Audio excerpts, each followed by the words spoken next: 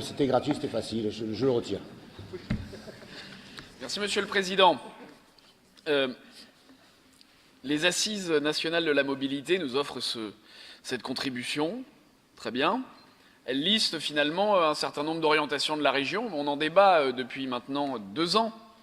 C'est un peu un anniversaire. Et dans le livre blanc de la région, on associe la ligne Nouvelle-PACA, le péage des poids lourds, les accords sur le climat. Je ne vais pas revenir, Monsieur le Président, j'ai eu votre tweet. Vous tweetez pendant que vous parlez. Il est fort, notre président.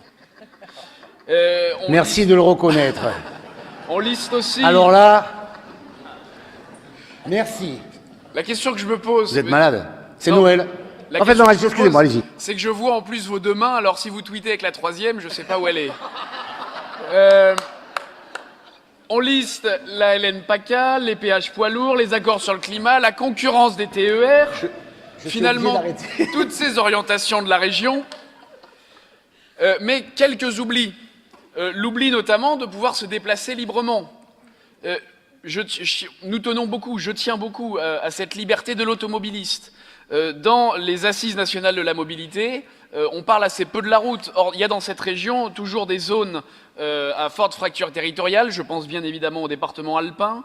Une gentrification qui cause sur les métropoles, sur les espaces des métropoles, une massification des véhicules, des embouteillages qui, pour reparler d'environnement, sont encore plus polluants. C'est la stratégie de Madame Hidalgo. Elle bloque par exemple à Paris les voies sur berge, ce qui donne toujours plus de pollution, parce que moins les voitures roulent, plus elles sont dans les bouchons, plus ça pollue. Bravo le gaz carbonique, pour ceux qui en sont inquiets. Donc finalement... on aurait pu aller trouver que sur cette contribution, il y avait de bonnes choses, et puis vous associez forcément la motion de soutien à la ligne nouvelle. Bah alors non.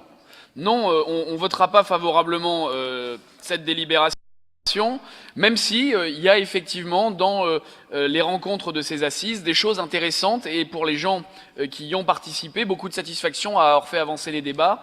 Mais puisqu'elle réunit l'intégralité des projets contre lesquels le groupe Front National a pris déjà des positions, moins d'impôts, et donc c'est pour ça que nous refuserons à avoir des taxes et des péages pour les poids lourds, moins de TGV. Et vous parliez, Monsieur le Président, de cohérence dans les propos tout à l'heure en ce qui nous concernait. Je note tout de même que dans le rapport, il est marqué qu'il y a eu une hystérie du tout TGV.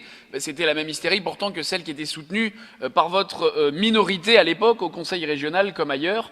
Donc de la cohérence, nous en tenons, nous nous opposerons à cette délibération. Je vous remercie.